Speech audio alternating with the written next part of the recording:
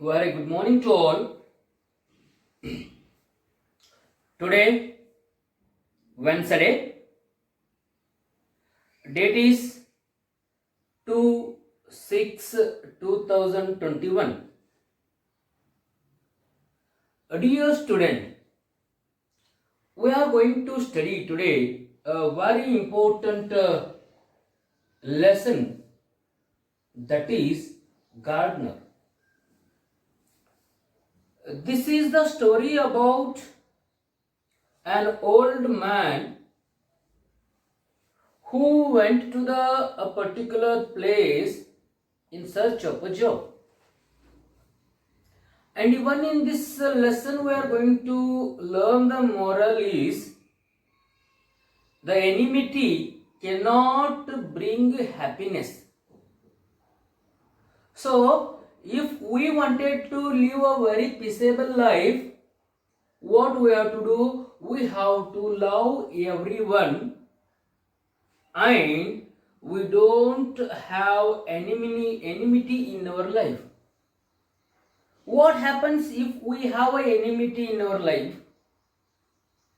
It loses our mental peaceness. ಆತ್ಮೀಯ ವಿದ್ಯಾರ್ಥಿಗಳೇ, the gardener ಅಂತ ಹೇಳಿ ಪಿ ಲಂಕೇಶ್ ಅವರು ಬರೆದಿರುವಂತಹ ಒಂದು ಅದ್ಭುತವಾಗಿರುವಂತಹ ಒಂದು ಪಾಠ. ಈ ಸ್ಟೋರಿ ಒಳಗಡೆ ನಾವು ವೈರತ್ವದಿಂದ ಆಗುವ ಹಾನಿಯ ಕುರಿತಾಗಿ ನಾವು ಅಧ್ಯಯನವನ್ನ ಮಾಡ್ತೇವೆ. ಯಾವ ರೀತಿ ವೈರತ್ವ ಮನುಷ್ಯನ ಬದುಕನ್ನೇ ಅಲ್ಲೋಲ ಕಲ್ಲೋಲವಾಗಿ ಮಾಡ್ತದೆ ಅನ್ನೋದಕ್ಕೆ ಒಂದು ಅದ್ಭುತವಾದಂತ ಉದಾಹರಣೆ ಯಾವುದು ಅಂತ ನೋಡಿದಾಗ ನಾವು ನಮ್ಮ ಏನಪ್ಪಾ ಅಂದ್ರೆ ಈ ಲೆಸನ್ ಒಳಗಡೆ ಪಿ ಲಂಕೇಶ್ವರ್ ಬರೆದಿರುವಂತಹ ಗಾರ್ಡನರ್ ಅಂತ ಹೇಳ್ಬಹುದು. ಮೊಟ್ಟ ಮೊದಲಿಗೆ ಇಬ್ಬರು ಆತ್ಮೀಯ ಸ್ನೇಹಿತರು ಇರ್ತಾರೆ. ಸ್ನೇಹಿತರು ಆದಂತವರೇ ಏನಪ್ಪಾ ಅಂತಂದ್ರೆ ಅವ್ರ ಮಧ್ಯದಲ್ಲಿ ಒಳ್ಳೆ ರೀತಿಯಾದಂತಹ ಸ್ಪರ್ಧೆಗಳು ನಡೆದಿರ್ತವೆ. ಕೊನೆಗೆ ಅವರೇ ಏನಪ್ಪಾ ಅಂತಂದ್ರ ವೈರಿಗಳಾಗಿ ಕನ್ವರ್ಟ್ ಆಗ್ತಾರೆ. ಯಾವ ರೀತಿಯಾಗಿ ವೈರತ್ವ ಆ ಇಬ್ಬರ ವ್ಯಕ್ತಿಗಳ ಬದುಕನ್ನೇ ನುಚ್ಚು ನೂರು ಮಾಡ್ತು ಅಂತ ನೋಡೋ ಲೆಸನ್ ಯಾವುದು ಅಂತಂದ್ರೆ ದ ಗಾರ್ಡನರ್.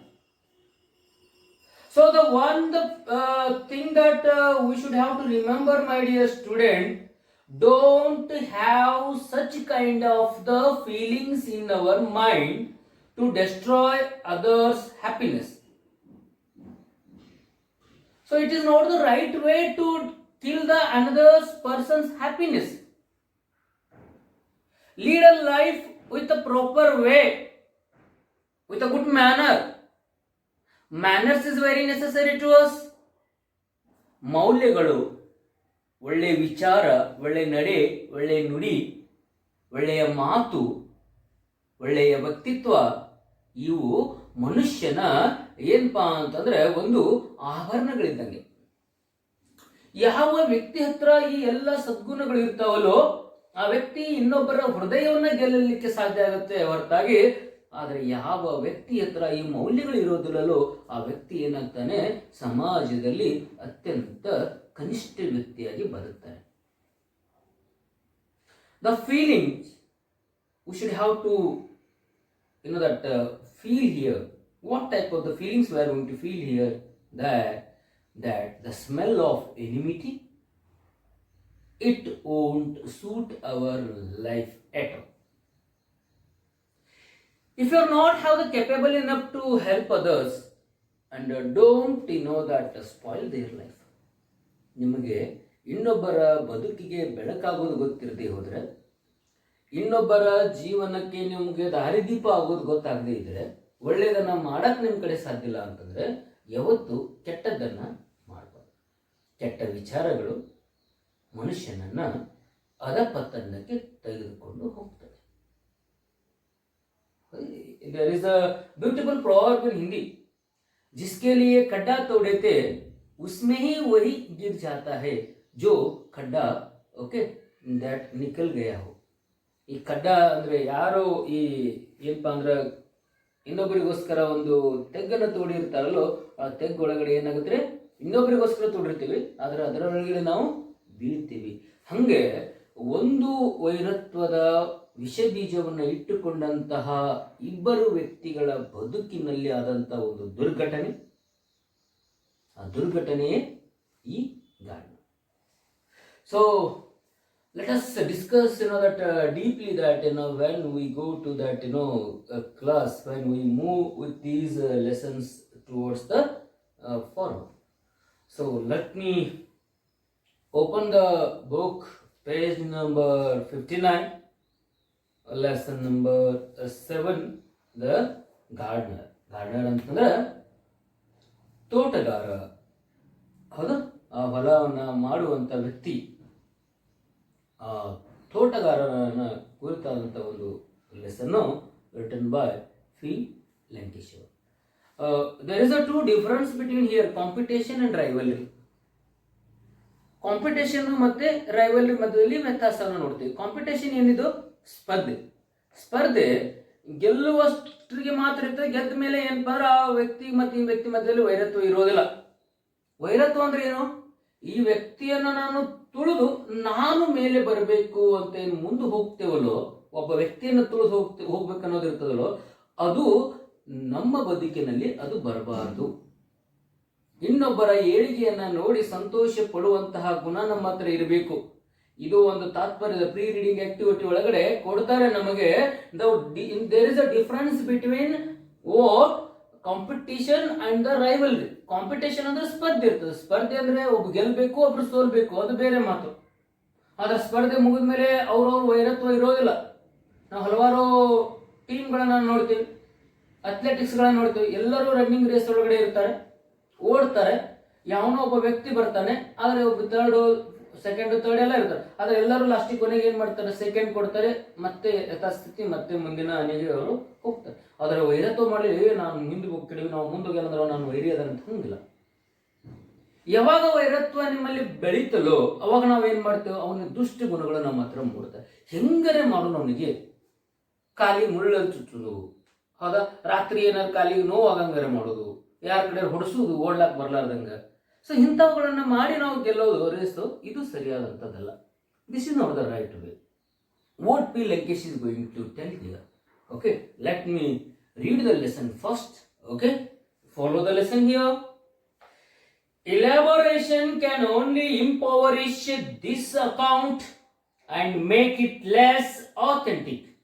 ಕೇವಲ ಒಂದು ವಿವರಣೆಯ ಮೂಲಕ ನಾನು ಏನಾದರೂ ಈ ಕಥೆಯನ್ನ ವಿವರಿಸಿದ್ದೇ ಆಗಿತ್ತು ಅಂದ್ರೂ ಈ ಕಥೆಗೆ ಅಷ್ಟು ಮಹತ್ವ ಸಿಗೋದಿಲ್ಲ. What the poet narrator wanted to tell here, the writer, only there is only explanation. It is not the way. You have to feel it. ಅನುಭವಿಸಬೇಕು.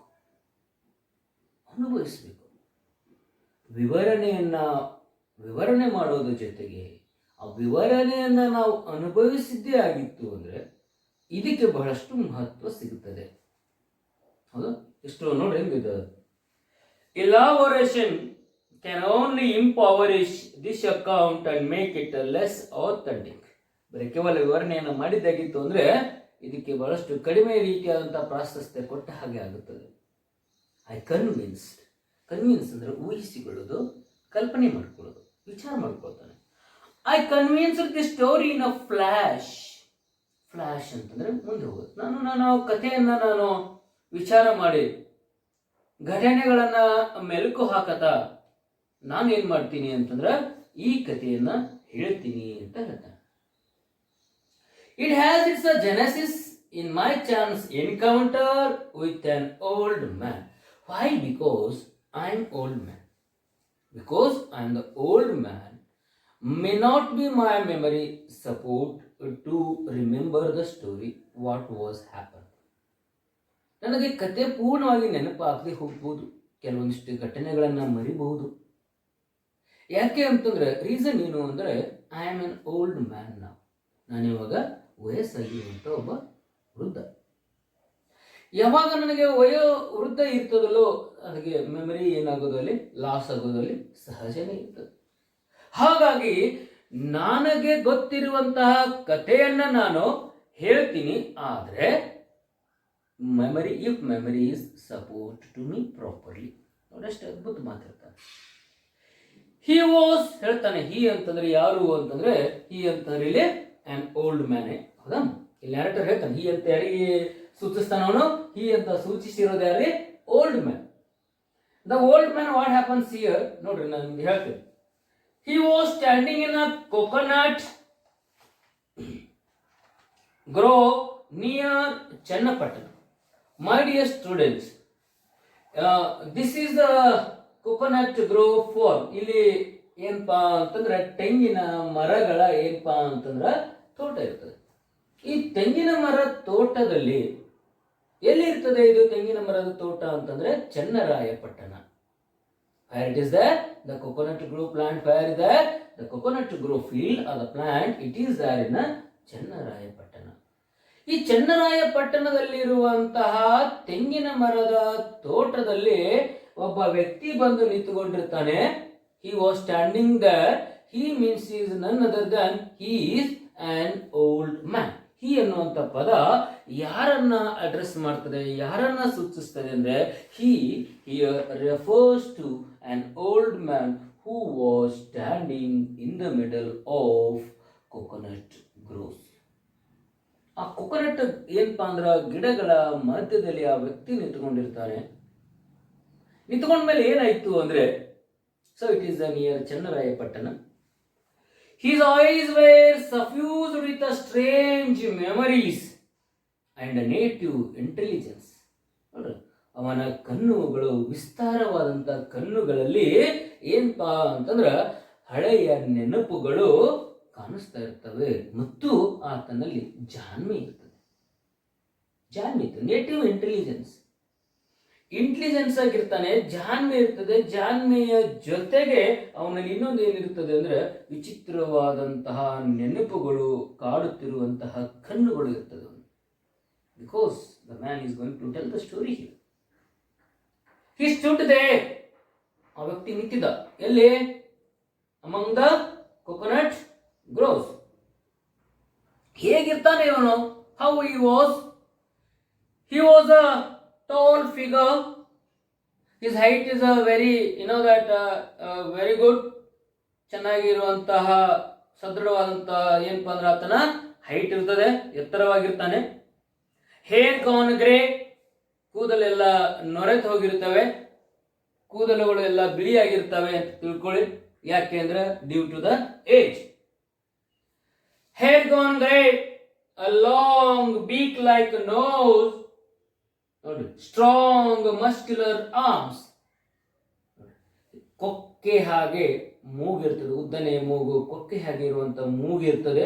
ಗಿಣಿಯ ಮೂಗುಗಳನ್ನು ನೋಡಿರ್ಬೋದು, ಯಾವ್ದಾದ್ರು ಪ್ರಾಣಿ ಮಾಡುತ್ತೆ. ಬೀಕ್ ಅಂದ್ರೆ ಗಿಣಿಯ ಇರುವಂತ ಒಂದು ಬಾಯಿಗೆ ಏನಿರ್ತದಲ್ಲ, ತಿನ್ನತಳಿಗೆ ಕುಕ್ಕತ್ತಲ್ಲ, ಕುಕ್ಲಿಕ್ಕೆ ಏನಪ್ಪ ಅಂದ್ರೆ ಇರ್ತದಲ್ಲ, ಅದಕ್ಕೆ ನಾವು ಬೀಕ್ ಅಂತ ಕರಿತೇವೆ. ಹಾಗೆ ಆ ಏನಪ್ಪಾ ಅಂದ್ರೆ ಪಕ್ಷಿಗೆ ಇರುವಂತಹ ಒಂದು ಮೂಗಿರ್ತದಲ್ಲೋ, ಅದೇ ಮೂಗಿನ ಹಾಗನೆ ಇವನ ಮೂಗಿರ್ತದೆ. ಜೊತೆಗೆ the strong muscular arms. He was very strong in physically he was very strong and even in mentally also. ಧೈರ್ಯವಾಗಿ ಸದೃಢತೆ ಹೊಂದಿರ್ತಾನೆ. ದೇಹದಾಢ್ಯತೆ ಅತ್ಯಂತ ಸದೃಢವಾಗಿರುತ್ತದೆ ಅವನು. In one hand a spade used to tend coconut trees. A newspaper tucked his arm. See how he was there. He wanted to go to that, tend the coconut trees. ಏನಪ್ಪಾ ಅಂದ್ರೆ ಗಿಡಗಳನ್ನ ಆರೈಕೆ ಮಾಡ್ಲಿಕ್ಕೆ ಹೋಗ್ಬೇಕಾಗಿತ್ತು. ಕೈ ಒಳಗಡೆ ಸನಿಕೆ ಅಂತ ತೆಗೆದುಕೋಬಹುದು, ಗುದ್ಲಿ, ಹೀಗೆ ರೈತಾಪಿ ಸಲಕರಣೆಗಳನ್ನ ತೆಗೆದುಕೊಂಡು ಹೋಗ್ತಿರ್ತಾನೆ. ಏನಪ್ಪಾ ಅಂದ್ರೆ ಗಿಡವನ್ನ ಏನ್ ಮಾಡ್ಬೇಕು, ಆ ಬದುವನ್ನ ಚೆನ್ನಾಗಿ ಮಾಡ್ಬೇಕು, ಅದಕ್ಕೆ ನೀರು ಚೆನ್ನಾಗಿ ಉಣಿಸ್ಬೇಕಾಗುತ್ತೆ. ಅಷ್ಟ್ರ ಜೊತೆಗೆ he always tucked that what newspaper under his arm. ಈ ರೀತಿಯಾಗಿ ಆತ ನ್ಯೂಸ್ ಪೇಪರ್ ಅನ್ನ ಇಲ್ಲಿ ಇಟ್ಟುಕೊಂಡಿರ್ತಾನೆ. Where did that an old man tucked his newspaper ಅಂತ ಕೇಳಿದ್ರೆ, he tucked his newspaper under his arm ಅಂತ ಬರೀಬೇಕು. what do you find under his arm old man ಅಂತ ಕೇಳಿದಾಗ ಏನನ್ನ ಪಡಿತೀವಿ ನಾವು ಅಂಡರ್ ಆರ್ಮ್ ಒಳಗಡೆ? ಆ ಓಲ್ಡ್ ಮ್ಯಾನ್ ಹತ್ರ ಏನಿರ್ತದೆ? ನ್ಯೂಸ್ ಪೇಪರ್ ಇರ್ತದೆ. ಎರಡು, where did an old man was standing ಅಂತ ಕೇಳ್ತಾರೆ. an old man was standing near Channarayapatna in coconut groves. ಚನ್ನರಾಯಪಟ್ಟಣದಲ್ಲಿರುವಂತ ಏನಪ್ಪಾ ಅಂದ್ರೆ ಒಂದು ಹತ್ತಿರದಲ್ಲಿರುವಂತ ಒಂದು ಕೊಕೊನಟ್ ಏನಪ್ಪಾ ಅಂದ್ರೆ ತೋಟ ಇರ್ತದೆ, ತೋಟದಲ್ಲಿ ಆ ವ್ಯಕ್ತಿ ಬಂದು ನಿಂತ್ಕೊಂಡಿರ್ತಾನೆ. ಇದು ಒಂದು ಒಂದು question. Second one, where did he ಟಕ್ ದಟ್ ವಾಟ್ ನ್ಯೂಸ್ ಪೇಪರ್ ಅಂತ ಕೇಳಿದ್ರೆ, ಹಿ ವಾಸ್ ಟಕ್ his news paper under his arm. ಅವನ ತೋಳುಗಳ ಕೆಳಗಡೆ ಏನಿರ್ತದೆ, ನ್ಯೂಸ್ ಪೇಪರ್ ಇರ್ತದೆ. ಹಿ was a labourer, overseer and a philosopher. That how he is he? ಹೆಂಗಿದೆ ಅವನು ನೋಡ್ರಿ. he that he rolled into a one. He having the multi qualities, not only one single that versatile. He was a versatile, not a single way of the person. You may find that so many things what he was a laborer. ಆ ಒಬ್ಬ ವ್ಯಕ್ತಿ ಏನದಂದ್ರೆ labourer ಅಂದ್ರೆ ಶ್ರಮಿಕ. ಯಾವ ರೀತಿಯಾಗಿ ಒಬ್ಬ labour ಶ್ರಮಿಕ ಎಷ್ಟು ಚೆನ್ನಾಗಿ ದುಡಿತಾನೋ ಅಷ್ಟೇ ಪ್ರಾಮಾಣಿಕವಾಗಿ ದುಡಿಯುವಂತ ವ್ಯಕ್ತಿಯಾಗಿದ್ದ. He was a labourer and overseer, ಮೇಲ್ವಿಚಾರಣೆ ಮಾಡ್ತಾ ಇದ್ದ. ನೋಡಿ, ಕೇವಲ ಏನಪ್ಪಾ ಅಂತಂದ್ರೆ ಆ ಹೊಲದ ಮಾಲೀಕನಾಗಿ ಏನಪ್ಪಾ ಅಂದ್ರೆ ಒಬ್ಬ ರೈತ ಅಷ್ಟೇ ಇರ್ತಾನೆ ಅವನು. ಆದ್ರೆ ಇವ ಏನ್ ಮಾಡ್ತಾ ಇದ್ದ, ಹೊಲದಲ್ಲಿ ಚೆನ್ನಾಗಿ ದುಡಿತಾ ಇದ್ದ. ಮತ್ತಷ್ಟೇ ಅಲ್ಲ, ಹೊಲದಲ್ಲಿ ದುಡಿಯುವ ಎಲ್ಲ ಆಳು ಜನಗಳನ್ನ ಮೇಲ್ವಿಚಾರಣೆ ಮಾಡ್ತಾ ಇದ್ದಾರೆ, ಸೂಪರ್ವೈಸರ್ ಮಾಡ್ತಾ ಇದ್ದಾರೆ, ಓವರ್ಸಿಯರ್ ಅಂತ ಕರೀತಾರೆ, ಮೇಲ್ವಿಚಾರಕ. ಮತ್ತಷ್ಟೇ ಅಲ್ಲ, ಇಂಟು ಫಿಲಾಸಫರ್, ಅವನೊಬ್ಬ ತತ್ವಜ್ಞಾನಿನ. ಹೌದು, ಹಲವಾರು ಮೌಲ್ಯಯುತವಾದಂತಹ ವಿಷಯಗಳನ್ನ ಬಂದಿರುವಂತ ಜನರಿಗೆ ಹೇಳ್ತಿರ್ತಾನೆ. ನೋಡ್ರಿ, ಆನ್ ಓಲ್ಡ್ ಮ್ಯಾನ್ ಅಲ್ಲಿ ಇರುವಂತಹ these are the special qualities we find in old man. What were the special qualities he have? He have three special qualities. An old man, he was a laborer, he was a overseer, and he was a philosopher. Means laborer, overseer, and philosopher. ನೋಡಿ, ಎಷ್ಟು ಇವನಲ್ಲಿರುವಂತಹ talent ಬಗ್ಗೆ ನಾವು ನೋಡ್ತೇವೆ. ಈ ಮೂರುಗಳು ಸೇರಿದಂತ ಒಬ್ಬ ಪ್ರಬುದ್ಧವಾದಂತ ವ್ಯಕ್ತಿ ಯಾರು ಅಂತಂದ್ರೆ an old man. He was that only for the name of the old man, but he was a very talented person. What happened? ಏನಾಯ್ತಲ್ಲಿ? He came to this garden one day. Know that the man in search of a job. So he came to this garden one fine day he wanted to work in this field. ಈ ಹೊಲದಲ್ಲಿ ಕೆಲಸ ಮಾಡಬೇಕು ಅಂತ ಅನ್ಕೊಂಡು ಒಂದು ದಿನ ಇಲ್ಲಿ ಆ ವ್ಯಕ್ತಿ ಏನ್ ಮಾಡ್ತಾನೆ ಅಂದ್ರೆ ಆ ತೋಟದ ಮಾಲೀಕನ ಹತ್ರ ಬಂದು ಮೀಟ್ ಆಗ್ತಾನೆ. This person will come here to meet the owner of the garden. ಏನಾಯ್ತು? After walking hundreds of miles, ನೂರಾರು ಮೈಲಿಗಳವರೆಗೆ ಆತ ನಡ್ಕೊಂಡು ಬಂದು ಈ ಊರನ್ನ ತಲುಪಿರ್ತಾನೆ. 100 ಮೈಲಿಗಳ ಆಚೆ ಆತನ ಊರು, 100 ಮೈಲಿಗಳ ಈ ಕಡೆ ಈಚೆ ಆತ ದುಡಿಯುವಂತ ಕಾಯಕ ಮಾಡುವಂತ ಒಂದು ಊರು. ತನ್ನ ಊರಿನಿಂದ 100 ಮೈಲಿಗಳ ಹತ್ರ ದೂರ ಹೋಗಿ ಚನ್ನರಾಯಪಟ್ಟಣ ಎಂಬ ಒಂದು ಊರಿಗೆ ಬರ್ತಾನೆ ದುಡಿಮೆಗೋಸ್ಕರ. Who came here there? An old man. For how many miles he crossed? He was crossed. What? Hundreds of miles. 100 ಮೈಲಿಗಳು ನಡ್ಕೊಂತ ಬರ್ತಾನೆ. ಅವರು ಬಂದೇನ್ ಮಾಡ್ತಾನೆ? The owner of this plantation needed a person exactly like him. The owner of this plantation needed the person exactly like him. ಇವನ ತರಾನೇ ಒಬ್ಬ ವ್ಯಕ್ತಿಯನ್ನ ಇವರು ಕಾಯ್ತಾ ಇದ್ರು. ಯಾರೋ? ಈ ತೋಟದ ಮಾಲೀಕ. ಈ ತೋಟದ ಮಾಲೀಕನಿಗೆ ಒಬ್ಬ ಪ್ರಾಮಾಣಿಕವಾಗಿ ಬಹಳಷ್ಟು ಪ್ರಬುದ್ಧತೆಯಿಂದ ಕೆಲಸ ಮಾಡುವಂತ ಒಬ್ಬ ಕೆಲಸಗಾರ ಬೇಕಾಗಿತ್ತು. ಆ ರೈತ ಬರ್ತಾನೆ, ಓಲ್ಡ್ ಮ್ಯಾನು ಈ ವ್ಯಕ್ತಿಯನ್ನ ಮೀಟ್ ಆಗ್ತಾನೆ. ನೈಟ್ ಅವನ ವ್ಯಕ್ತಿಗೂ ಖುಷಿ ಆಗ್ತದೆ, ಯಾರಿಗೆ? ಓನರ್ ದ ಪ್ಲಾಂಟೇಶನ್ಗೂ ಖುಷಿ ಆಗ್ತದೆ, ಇವನಿಗೆ ಕೆಲಸನೂ ಸಿಕ್ಕಿದ್ರು ಖುಷಿ ಆಗ್ತದೆ. ಯಾಕೆ ಇಲ್ಲಿ ಆ ಓನರ್ ಜಲ್ದಿನೇ ಅವನಿಗೆ ಬೇಗನೆ ಕೆಲಸ ಕೊಡ್ತಾನಂದ್ರೆ ಆತನಿಗೆ ಇವನ ತರಹದೇ ಇರುವಂತ ಕ್ವಾಲಿಟಿ ಇರುವಂತ ಒಬ್ಬ ವ್ಯಕ್ತಿಯನ್ನ ಆತ ನೋಡ್ತಾ ಇದ್ದ. How the coincidence is that? ಎಷ್ಟೋ ಕಾಕತಾಳೀಯಂತೆ ಬಂದು ಸೇರಿದಂತಹ ಇಬ್ಬರು ಇಲ್ಲಿ ಆತ ಬಂದು ಕೆಲಸಕ್ಕೆ ಸೇರ್ತಾನೆ. ಸೇರಿದ ಮೇಲೆ ಏನಾಗತ್ತೆ, the old man stay down.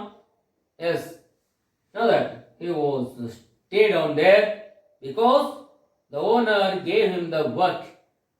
Owner ಅವನಿಗೆ ಕೆಲಸವನ್ನ ಕೊಡ್ತಾನೆ. ಕೆಲಸವನ್ನ ಪಡೆದುಕೊಂಡಂತ ಈ ಓಲ್ಡ್ ಮ್ಯಾನ್ ಏನ್ ಮಾಡ್ತಾನೆ, ಅಲ್ಲೇ ನಿಂತ್ಕೊಂಡ್ಬಿಟ್ಟ. ನಿಂತ ಮೇಲೆ ಏನಾಗತ್ತೆ ಇಲ್ಲಿ ಹೇಳ್ತಾ ನೋಡ್ರಿ, ಹಿ ವಾಸ್ ರಿಯಲಿ ಯೂಸ್ಫುಲ್. ಬಹಳಷ್ಟು ಉಪಯುಕ್ತವಾಗಿರುವಂತಹ ವ್ಯಕ್ತಿ ಇವನು. He was very useful to that. ಬಹಳಷ್ಟು ಸಹಾಯಕ್ಕೆ ಬರ್ತಾನೆ ನ್ಯಾರೇಟನ್ಗೆ. ಯಾವ ರೀತಿಯಾದಂತಹ ಸಹಾಯವನ್ನು ಇಲ್ಲಿ ಮಾಡ್ತಾನೆ ಅಂದ್ರೆ, he was well versed in agriculture. ಒಕ್ಕಲತನದಲ್ಲಿ ಬಹಳಷ್ಟು ಎತ್ತಿದ ಕೈ ಅಂತ ಹೇಳ್ಬೋದು. ವೆಲ್ ವರ್ಸ್ಡ್, ಬಹಳಷ್ಟು ಕೌಶಲ್ಯತೆ ಬರುವಂತ ವ್ಯಕ್ತಿ. ಅಷ್ಟು ಕರಗತವನ್ನು ಮಾಡ್ಕೊಂಡಿರ್ತಾನೆ ಒಕ್ಕಲತನವನ್ನು. He was a very talented agricultural farmer. ನೋಡ್ರಿ, ಎಂತ ರೈತ ಅಂದ್ರೆ ಇವನು, ಬಹಳಷ್ಟು ಜ್ಞಾನ ಇರುವಂತ ರೈತ. ಆ ವ್ಯಕ್ತಿ ಏನ್ ಮಾಡ್ತಾನೆ, ಕೆಲಸವನ್ನ ಮಾಡ್ತಾನೆ. ಹೇಳ್ತಾನೆ, and could understand the problems of workers. ಅವನು ಕೇವಲ ರೈತನಾಗಿ ಅಷ್ಟೇ ಕೆಲಸ ಮಾಡಂಗಿಲ್ಲ, ಅಷ್ಟೇ ಅಲ್ಲ, ಆ ಹೊಲದಲ್ಲಿ ಕೆಲಸ ಮಾಡುವಂತ ಕೆಲಸಗಾರರ ಸಮಸ್ಯೆಗಳಿಗೆ ಸ್ಪಂದಿಸ್ತಿರ್ತಾನೆ. ಅಂತ ಅದ್ಭುತವಾದಂತ ಗುಣ ರೀ. How wonderful that character he has having. He was not only doing that agricultural work, but he approaches the problems of the workers. ಕೆಲಸಗಾರರ ಸಮಸ್ಯೆಗಳನ್ನ ಆಲಿಸ್ತಾನೆ, ಸಮಸ್ಯೆಗಳಿಗೆ ಪರಿಹಾರವನ್ನು ಕೊಡ್ತಿರ್ತಾನೆ. ಅಂತಹ ವ್ಯಕ್ತಿ ಯಾರಾಗಿದ್ರು ಅಂದ್ರೆ ಆನ್ ಓಲ್ಡ್ ಮ್ಯಾನ್. ಹಿಂಗಿದ್ದಾಗ ಮುಂದೇನಾಗುತ್ತೆ, the petty thefts in the garden came to an end.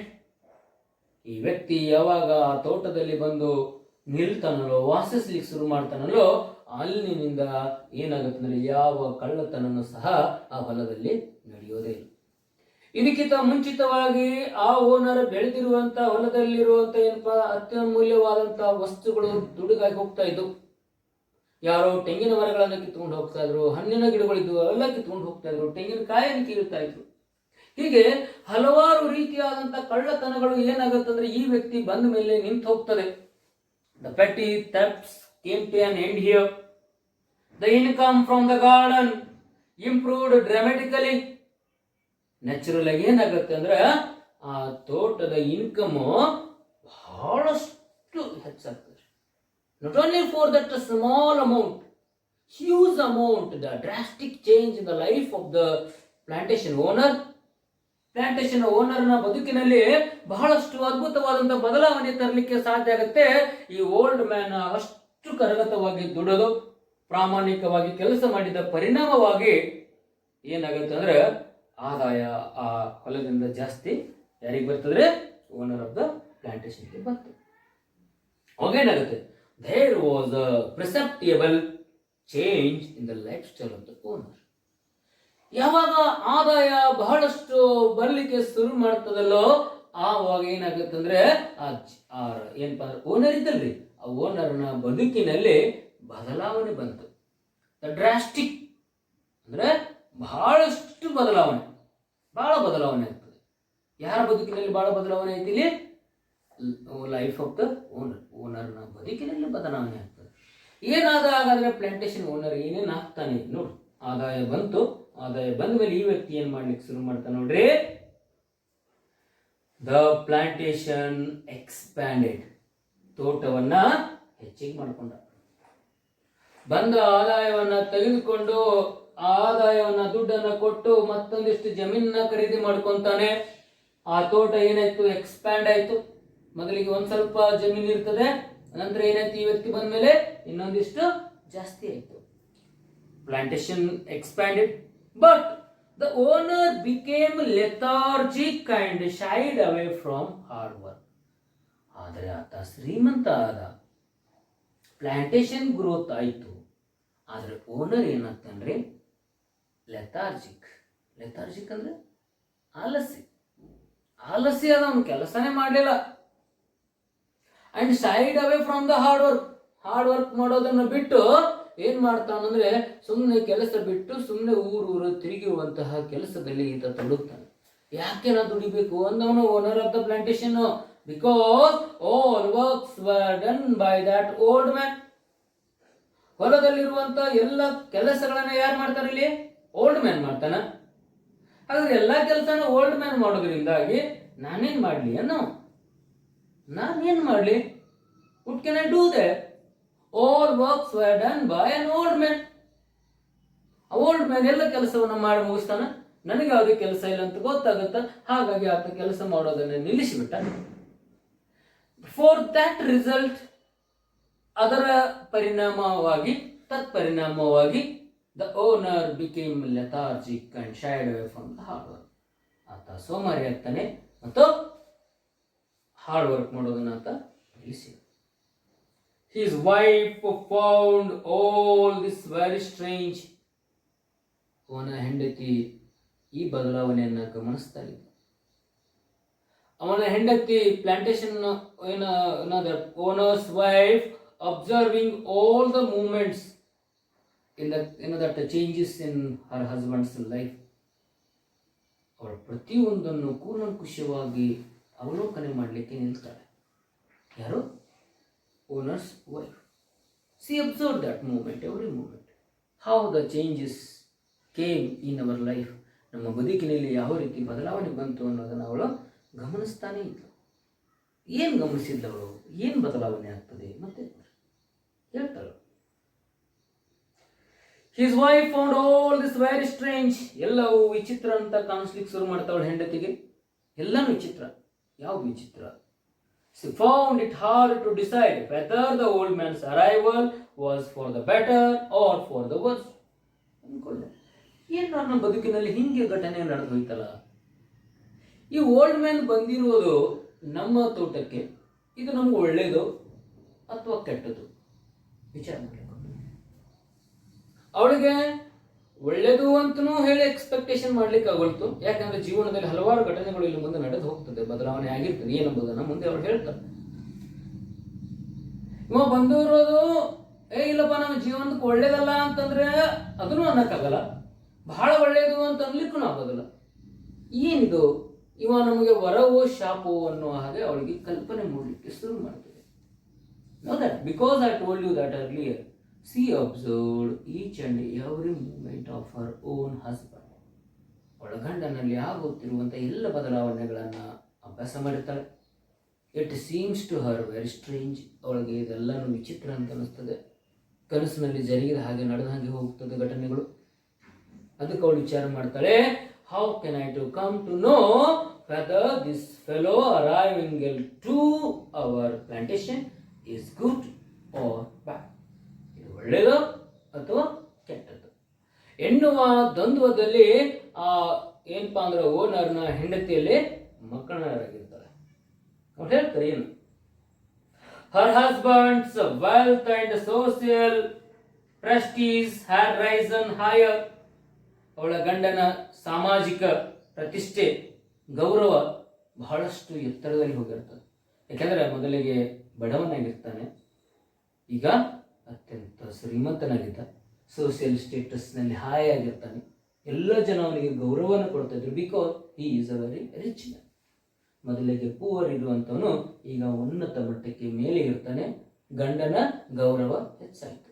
This is a one port. Har husband's wealth ಅಂದ್ರೆ ಆದಾಯ, wealth and social prestige had risen higher. ಆದಾಯ ಜಾಸ್ತಿ ಆಯಿತು, ಶ್ರೀಮಂತ ಆಗ್ತಾ, ಸಮಾಜದಲ್ಲಿ ಗೌರವ ಜಾಸ್ತಿ ಆಯಿತು. He acquired a number of friends in next town, an equal number in his own village. ಹಲವಾರು ಸ್ನೇಹಿತರಿಗೆ, ನೂರಾರು ಜನ ಸ್ನೇಹಿತರಾದರು. ಹೆಂಗೆ ಅಂದರೆ ಬೇರೆ ಪಕ್ಕದಲ್ಲಿರುವಂತಹ ಪಟ್ಟಣಗಳಲ್ಲಿ, ಸುತ್ತಮುತ್ತಲಿರುವಂತಹ ನಗರಗಳಲ್ಲಿ ಎಷ್ಟು ಜನ ಸ್ನೇಹಿತರಾಗ್ತಾರಲ್ಲೋ ಅಷ್ಟು ಸ್ನೇಹಿತರು ಆತನ ಸ್ವಂತ ಹಳ್ಳಿ ಒಳಗಡೆ ಆಗ್ತಾರೆ. ಎಲ್ಲಿ ಹೋದರೂ ಇದೇ ವ್ಯಕ್ತಿಯ ಬಗ್ಗೆ ಚರ್ಚೆ ಆಗ್ತದೆ. ಇವನನ್ನ ಎಲ್ಲರೂ ಗೌರವಿಸ್ಲಿಕ್ಕೆ ಶುರು ಮಾಡಿ ಅಷ್ಟು ಜನ ಸ್ನೇಹಿತರಾದರು ಅಂತ ತಗೊಳ್ಳಿ. ಯಾರಿಗೆ? Plantation owner.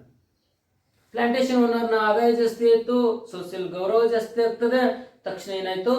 ಯಾವಾಗ ಇವನ ಹತ್ರ ದುಡ್ಡು ಜಾಸ್ತಿ ಬರ್ತದೋ, ದುಡ್ಡಿನ ತತ್ಪರಿಣಾಮವಾಗಿ ಸ್ನೇಹಿತರ ಸಂಖ್ಯೆಗಳು ಸಹ ಜಾಸ್ತಿ ಆಗ್ತದೆ. You know that in adjacent of the town, ಹಳ್ಳಿಗೆ ಹತ್ತಿರಲ್ಲಿರುವಂಥ ಎಲ್ಲ ಟೌನ್ಗಳು, ನಗರಗಳೇನಿದ್ದು ಅಲ್ಲಿ ಸಹ ಸ್ನೇಹಿತರು, ಹಳ್ಳಿ ಒಳಗಡೆ ಸ್ನೇಹಿತರು, ಅಷ್ಟೆಲ್ಲ ಸ್ನೇಹಿತರು. Even though he had a precious little to do, his life became crowded with colorful events. ಅಷ್ಟೇ, ಇವಳ ಜೀವನದಲ್ಲಿ ಬಹಳ ಬದಲಾವಣೆ ಬಂತು. ಉತ್ತಮವಾದಂಥ ಸಾರಿಗಳನ್ನು ಉಟ್ಟುಕೊಳ್ಳಿಕ್ಕೆ ಶುರು ಮಾಡ್ತಾರೆ, ಚಲೋ ಚಲೋ ಗೋಲ್ಡ್ಗಳನ್ನು ಹಾಕೊಳ್ಳಿಕ್ಕಂತಲೂ, ಬಂಗಾರ, ಒಳ್ಳೆಯ ರೀತಿಯಾದಂಥ ಸೀರೆ. ಈ ಗಂಡನ ಸಮಾಜದಲ್ಲಿ ಆದಂಥ ಬದಲಾವಣೆಗೆ ಇವಳಿಗೂ ಸಹ ಗೌರವ ಸಿಗಲಿಕ್ಕೆ ಶುರು ಮಾಡ್ತಾರೆ. ಅವಳ ಎಲ್ಲ ಕನಸುಗಳ ಸಹ ಈಡೇರಲಿಕ್ಕೆ ಶುರು ಮಾಡೋದು. ಹಣದಿಂದ ಅವಳ ಎಲ್ಲ ಸಂತೋಷಗಳನ್ನು ಅವಳು ಖರೀದಿ ಮಾಡಲಿಕ್ಕೆ ಶುರು ಮಾಡ್ತಾಳೆ. ಇಷ್ಟೆಲ್ಲ ಅವಳಿಗೆ ಬದುಕಿನಲ್ಲಿ ಅದ್ಭುತವಾದಂಥ ಬದಲಾವಣೆಯನ್ನು ತಂದುಕೊಡ್ತು. ಯಾವುದು? The arrival of the an old man to the plantation. ಅವನು ಬಂದಿದ್ದಕ್ಕೆ ಈ ರೀತಿ ಬದಲಾವಣೆ ಆಯಿತು ಅವ್ರ ಜೀವನದಲ್ಲಿ. ಆದ್ರೆ ಒಳ್ಳೇದೇ ಆಯ್ತಾ? ಇಷ್ಟೆಲ್ಲ ಒಳ್ಳೆಯದನ್ನು ನೋಡ್ತೇವೆ, ಇನ್ನು ಅವಳ ಬದುಕಿನಲ್ಲಿ ಕೆಟ್ಟದ್ದು ನಡೀತದೆ. ಅದಕ್ಕೆ ಅವಳು ಹೇಳಿದ್ದು, ಇವ ಬಂದಿರೋದು ನಮ್ಮ ಜೀವನದಲ್ಲಿ ಅದು ಒಳ್ಳೇದೋ ಅಥವಾ ಕೆಟ್ಟದ್ದು, ಅದಕ್ಕೆ ಗೊತ್ತಾಗಲಾರಕ್ಕೆ ಅವಳು ಅಂತಾಳೆ. ಈಗ ಇಲ್ಲಿ ತನ ಒಳ್ಳೇದಾಗಿರುವಂತಹ ಇವೆಂಟ್ಸ್ಗಳನ್ನು ಹೇಳ್ತಾಳೆ, ಈಗ ಕೆಟ್ಟದ್ದು ನಡೆದದ್ದನ್ನು ಹೇಳ್ತಾಳೆ. ನೋಡ್ರಿ ಏನು ನಡೀತಾಳೆ ಜೀವನದಲ್ಲಿ. She became apprehensive about his adultery and abstain other vices cultivated lately thanks to his newly acquired clout. ಹೊಸ ಸ್ನೇಹಿತರ ಪ್ರಭಾವದಿಂದಾಗಿ ಹಲವಾರು ಕೆಟ್ಟ ಸ್ನೇಹಿತರ ಸಂಘವನ್ನು ಆಯ್ತ ಬೆಳೆಸ್ತಾನೆ. ಒಂದು, then he was having the umpteen, you know that one is adultery, ಅನೈತಿಕ ಚಟುವಟಿಕೆಯಲ್ಲಿ ತೊಡರುತ್ತಾನೆ. ಬೇರೆ ಬೇರೆ ಹೆಣ್ಣು ಮಕ್ಕಳ ಜೊತೆ ಮಲಗುವ ಅಭ್ಯಾಸವನ್ನು ಆಯ್ತ ಬೆಳೆಸ್ಕೊಂಡ. ಆಮೇಲೆ ಅಂಪ್ಟಿನ್ ವಯಸ್ಸಸ್, ಹಲವಾರು ದುಶ್ಚಟಗಳನ್ನು ಆತ ಕಲಿತಾನೆ. ಬಹಳ ಚೇಂಜ್ ಆಯ್ತು ಬದುಕಿನಲ್ಲಿ. ಒಬ್ಬ ಆದರ್ಶವಾಗಿರುವಂತ ಒಬ್ಬ ವ್ಯಕ್ತಿ, ಒಳ್ಳೆಯವಾಗಿರುವಂತ ಒಬ್ಬ ವ್ಯಕ್ತಿ, ಚೆನ್ನಾಗಿ ಮೊದಲ ಹೊಲದಲ್ಲಿ ದುಡಿತಾ ಇದ್ದ, ಆದಾಯ ಕಡಿಮೆ ಬರ್ತಾ ಇತ್ತು, ಆರಾಮಿದ್ರು. ಈಗ ಬೇರೆ ಒಬ್ಬ ವ್ಯಕ್ತಿ ಬಂದು ಹೊಲದಲ್ಲಿ ದುಡಿತಿದ್ದಾನೆ, ಆದಾಯ ಜಾಸ್ತಿ ಬರ್ತದೆ, ಸಮಾಜದಲ್ಲಿ ಗೌರವ ಜಾಸ್ತಿ ಇತ್ತು, ದುಡ್ಡು ಜಾಸ್ತಿ ಬಂತು, ಆದರೆ ಬದುಕಿನಲ್ಲಿ ನೆಮ್ಮದಿನೇ ಇಲ್ಲ. ಈ ನೆಮ್ಮದಿಯನ್ನ ಕಸಿದುಕೊಂಡು ಹೋಗ್ತದೆ ದುಡ್ಡಿನ ಪ್ರಭಾವ, ಸ್ನೇಹಿತರ ಪ್ರಭಾವ. ಆ ವ್ಯಕ್ತಿ ಹಲವಾರು ದುಶ್ಚಟಗಳಿಗೆ ಬಲಿಯಾದ. ಹಲವಾರು ಹೆಣ್ಣು ಮಕ್ಕಳ ಜೊತೆ ಆತ ತನ್ನ ದೇಹವನ್ನ ಏನಪ್ಪಾ ಅಂದ್ರೆ ಅವಳ ಜೊತೆ ಸೇರಿಸಲಿಕ್ಕೆ ಶುರು ಮಾಡ್ತಾನೆ. ಹೀಗೆ ಅಡಲ್ಟ್ರಿ ಅಂತಂದ್ರೆ ಅದನ್ನೇ ಅನೈತಿಕ ಸಂಬಂಧ ಅಂತ ಕರೀತಾರೆ. ಹ್ಯಾವಿಂಗ್ ರಿಲೇಷನ್ ವಿತ್ ಇಲ್ಲಿಗಲ್ ರಿಲೇಷನ್ಸ್ಗಳನ್ನು ಇಟ್ಕೊಂಡು ಅಡಲ್ಟ್ರಿಯನ್ನು ಯೂಸ್ ಮಾಡ್ಕೊಂತ. Cultivated lately thanks to the newly acquired clout. Their farm, which was merely 10 acres, had grown beyond their imagination. ಕೇವಲ 10 ಎಕರೆ ಇರುವಂತ ಮೊದಲನೇ ಅವ್ರದ್ದು ಆಕ್ಚುಲಿ ಜಮೀನು ಎಷ್ಟಿತ್ತು? 10 ಎಕರೆ. 10 ಎಕರೆ ಇರುವಂತ ಜಮೀನು beyond their imagination it's developed. ಅವ್ರ ಕಲ್ಪನೆ ಮೀರಿ ಜಾಸ್ತಿ ಆಗ್ತದೆ ಹೊಲ. ಬಹಳದ್ದು ಹೊಲವನ್ನು ತೆಗೆದುಕೊಂಡ್ರು ಅಂತ ತಗೊಳ್ಳಿ ಅಷ್ಟೇ, ಎಷ್ಟು ಅಂತಿಲ್ಲ. ಅವ್ರ ಕಲ್ಪನೆ ಇಷ್ಟು ನಾವು ತೆಗೆದುಕೊಳ್ತೇವೆ ಹೊಲ ಅನ್ನೋದೇ ಅವ್ರ ಜೀವನದಲ್ಲಿ ಗೊತ್ತಿರಲಿಲ್ಲ. ಆದ್ರೆ ಹೊಲವನ್ನ ಖರೀದಿ ಮಾಡ್ಲಿಕ್ಕೆ ತುಂಬಾ ಜಾಸ್ತಿ ಮಾಡಿದ್ರು, ದುಡ್ಡು ಜಾಸ್ತಿ ಬಂತು. That was fine. ಅವ್ರು ಹೇಳ್ತಾರೆ ಇದು ಎಲ್ಲ ಒಳ್ಳೇದೆ. It is beyond our imagination, we became a very rich, but their life also was gradually getting out of hand. ಜೀವನದಲ್ಲಿ ಹಣ ಬತ್ತು, ಆದ್ರೆ ಜೀವನವೇ ಕೈ ತಪ್ಪಿ ಹೋಗುವ ಹಾದಿಯಲ್ಲಿ ನಿಂತ. ಹೆಂಗ್ ಮಾಡ್ಲಿ ಎಂದವಳು. What can I do receive this old man in my life? ಈ ಓಲ್ಡ್ ಮ್ಯಾನ್ ಅನ್ನ ನನ್ನ ಬದುಕಿನಲ್ಲಿ ಯಾವ ರೀತಿಯಾಗಿ ಅವನನ್ನು ನಾನು ಸ್ವೀಕಾರ ಮಾಡಲಿ? ಒಬ್ಬ ಒಳ್ಳೆಯ ತನವನ್ನು ತಂದುಕೊಟ್ಟಂತ ವ್ಯಕ್ತಿ ಅಂತ ನಾನು ಅವನನ್ನ ಆರಾಧಿಸಲು, ಅಥವಾ ಆ ವ್ಯಕ್ತಿ ಬಂದ ಮೇಲೆ ನನ್ನ ಗಂಡ ನನ್ನನ್ನು ಬಿಟ್ಟು ಕೈ ಮೀರಿ ಹೋಗ್ತಾ ಇದ್ದಾನೆ, ಅದಕ್ಕೆ ಆ ವ್ಯಕ್ತಿಯನ್ನು ನಾನು ದ್ವೇಷಿಸಲು ಯಾವುದನ್ನ ಮಾಡಲಿ? ಆ ವ್ಯಕ್ತಿಗೆ ನಾನು ವಾಟ್ ಕೆನ್ ಐ ಡೂ ಎನ್ನುವಂತಹ ದ್ವಂದ್ವದಲ್ಲಿ ಅವಳು ಮುಳುಗಿ ಹೋಗಿರ್ತಾಳೆ ವಿದ್ಯಾರ್ಥಿಗಳು. ಇಂತಹ ದ್ವಂದ್ವ ಪರಿಸ್ಥಿತಿ ಒಳಗಡೆ ಅವಳು ಯಾವ ನಿರ್ಧಾರವನ್ನು ತೆಗೆದುಕೋಬೇಕು ಅನ್ನುವಂತಹ ಕಲ್ಪನೆಯಲ್ಲಿಯೂ ಸಹ ಇರೋದಿಲ್ಲ. ಏನ್ ಮಾಡಬೇಕು ಅನ್ನುವಂಥ ಸ್ಥಿತಿ ಒಳಗಡೆ ಅವಳು ನಿಂತುಕೊಂಡಿರ್ತಾಳೆ. ಇಂಥ ಸ್ಥಿತಿಯಲ್ಲಿ ಅವಳ ತೆಗೆದುಕೊಳ್ಳುವಂತ ನಿರ್ಧಾರ ಏನಾಗ್ತದೆ? ಯಾವುದು ಬದುಕಿನಲ್ಲಿ ಏನಾದರೂ ಬದಲಾವಣೆ ಬರ್ತದೋ ಅಥವಾ ಏನಾದರೂ ವ್ಯತ್ಯಾಸಗಳಾಗಲಿಕ್ಕೆ ಸಾಧ್ಯ ಆಗುತ್ತೋ ಅನ್ನುವುದನ್ನು ನಾವು ಮುಂದಿನ ಏನಪ್ಪ ಅಂದ್ರೆ ಅವಧಿಯಲ್ಲಿ ಅಭ್ಯಾಸ ಮಾಡೋಣ. ಚೆನ್ನಾಗಿ ಅಭ್ಯಾಸವನ್ನು ಮಾಡಿ. Okay, thank you 1 and all.